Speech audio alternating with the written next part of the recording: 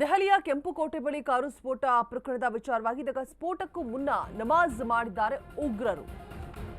ಉಗ್ರ ಉಮರ್ ಸ್ಫೋಟಕ್ಕೂ ಮುನ್ನ ನಮಾಜ್ ಮಾಡಿದ್ದಾನೆ. ದೆಹಲಿಯ ಕೆಂಪುಕೋಟೆ ಬಳಿ ಕಾರು ಸ್ಫೋಟಿಸುವುದಕ್ಕೂ ಮೊದಲು ನಮಾಜ್ ಮಾಡಿರುವಂತಹ ದೃಶ್ಯ ಲಭ್ಯ ಆಗಿದೆ.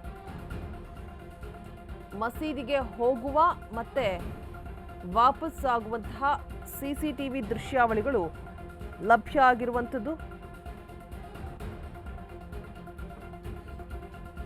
ದಿಲ್ಲಿಯ ರಾಮ್ಲೀಲಾ ಮೈದಾನದ ಸಮೀಪದ ಮಸೀದಿ ಇದಾಗಿರುತ್ತೆ. ಮಸೀದಿಯಲ್ಲೇ ಬರೋಬ್ಬರಿ 3 ಗಂಟೆಗಳ ಕಾಲ ಕಳೆದಿರ್ತಾನೆ ಉಗ್ರ. ಕಾರ್ ಪಾರ್ಕ್ ಮಾಡಿ ಮಸೀದಿಗೆ ತೆರಳಿರ್ತಾನೆ ಉಗ್ರ ಉಮರ್. ದೆಹಲಿಯ ನಿಜಾಮುದ್ದೀನ್ ಪ್ರದೇಶದ ಜಮಾತ್ ಮಸೀದಿ ಅಲ್ಲಿಗೆ ಹೋಗುವ ಮತ್ತೆ ವಾಪಸ್ ಆಗುವಂತಹ ಎರಡೂ ದೃಶ್ಯಗಳು ಕೂಡ ಲಭ್ಯ ಆಗಿದೆ. ದೆಹಲಿಯ ನಿಜಾಮುದ್ದೀನ್ ಪ್ರದೇಶದ ಜಮಾತ್ ಮಸೀದಿ ಇಲ್ಲಿ ಹೋಗಿ ಬಾಂಬ್ ಬ್ಲಾಸ್ಟ್ ಮಾಡೋದಕ್ಕೂ ಮುನ್ನ ನಮಾಜ್ ಮಾಡಿದ್ದಾನೆ ಈ ಬಾಂಬರ್ ಉಮರ್. ದೇಶವ್ಯಾಪಿ ಸ್ಫೋಟ ನಡೆಸುವುದಕ್ಕೆ ಪ್ಲಾನ್ ಅನ್ನು ಕೂಡ ರೂಪಿಸಿರ್ತಾರೆ ಈ ರಕ್ಕಸರು. ಈಗ ಸ್ಫೋಟಕ್ಕೂ ಮುನ್ನ ನಮಾಜ್ ಮಾಡಿದಂತಹ ವಿಡಿಯೋ ಲಭ್ಯ ಆಗಿದೆ.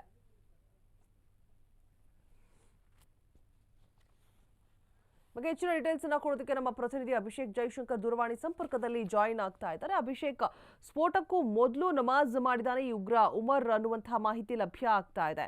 ಯಾವ ಸಂದರ್ಭದಲ್ಲಿ ಆತ ಹೋದ ಅಂದ್ರೆ ಹೆಚ್ಚು ಕಮ್ಮಿ 3:30 ಸುಮಾರಿಗೆ 3:14 ಸುಮಾರಿಗೆ ಬ್ಲಾಸ್ಟ್ ಆಗಿರುವಂಥದ್ದು. ಆತ ಯಾವ ಸಮಯದಲ್ಲಿ ಹೋಗಿ ನಮಾಜ್ ಮಾಡ್ದ, ಎಷ್ಟು ಹೊತ್ತು ಒಳಗಡೆ ಇದ್ದ, ಮತ್ತೆ ಆಚೆ ಬರುವಂತಹ ಸಂದರ್ಭದಲ್ಲಿ ಆತನ ಜೊತೆಗೆ ಯಾರಾದ್ರೂ ಕಾಣಿಸ್ಕೊಂಡ್ರ?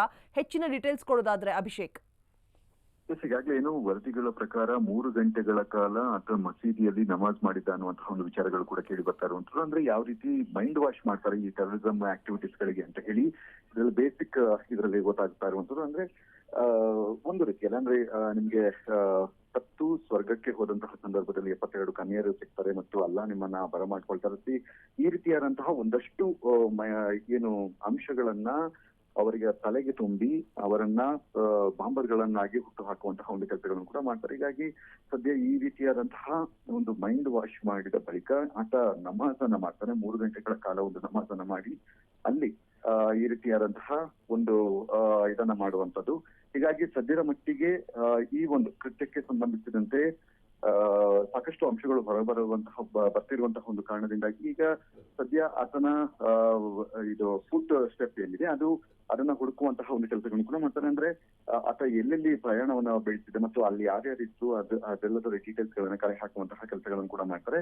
ಈ 3 ಗಂಟೆಗಳ ಬಳಿಯವರೆಗೂ ನಿರಂತರವಾಗಿ ನಮಾಜನ್ನ ಮಾಡಿದ ಬಳಿಕ ಸ್ಪೆಷಲ್ ಡಿಸೈನ್ಡ್ ಅಂದ್ರೆ ಬಾಂಬ್ ಇರುವಂತಹ ಡಿಸೈನ್ಡ್ ಕಾರನ್ನ ಅದನ್ನ ತೆಗೆದುಕೊಂಡು ಹೋಗ್ತಾರೆ.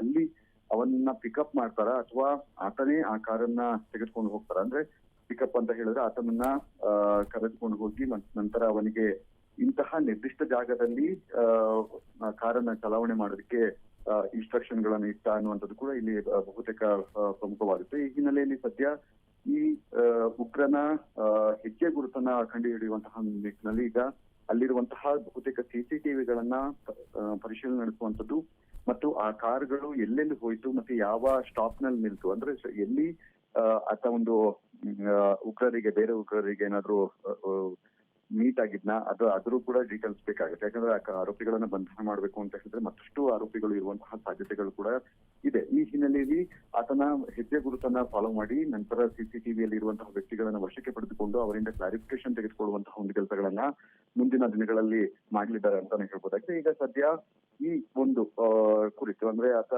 ಬಾಂಬನ್ನ ಪ್ಲಾಂಟ್ ಅಂದ್ರೆ ಬಾಂಬನ್ನ ಬ್ಲಾಸ್ಟ್ ಮಾಡೋದಕ್ಕಿಂತ ಮುನ್ನ 3 ಗಂಟೆಗಳ ಕಾಲ ಆತ ಒಂದು ನಮಾಜನ್ನ ಮಾಡಿದ್ದ ಮತ್ತೆ ಮಸೀದಿಯಲ್ಲಿ ಕಳೆದಿದ್ದ ಅನ್ನುವಂತಹ ವಿಚಾರಗಳು ಅಲ್ಲಿರುವಂತಹ ಸಿಸಿಟಿವಿಗಳಿಂದ ಸದ್ಯ ಬಯಲಾಗಿದೆ.